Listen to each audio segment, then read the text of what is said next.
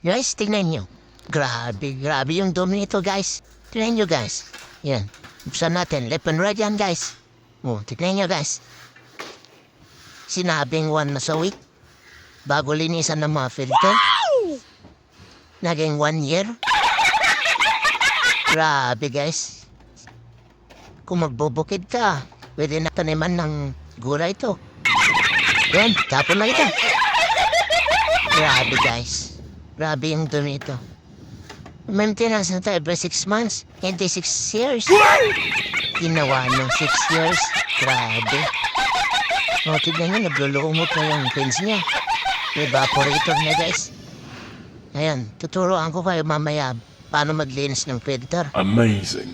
Pagka install yan, tinuturuan ko namin kayo, guys. Turuan ko kayo, guys, ha? Ganito lang yan. Pag binuksan mo yan, gilid-gilid, guys, turuan ko kayo, ha? Yan, sarado natin. Yan, may guide dun sa side. Yan, dun sa kabila, meron din. Iangat nyo lang, dalawang kamay. Yan. Amazing. Tapos, sugutin nyo yung filter. Yan, guys, malinis na. Yan, hindi ko na pinakita yung linis niyan. Baga, mag-DIY pa kayo. Sige, masira nyo pa yung aircon.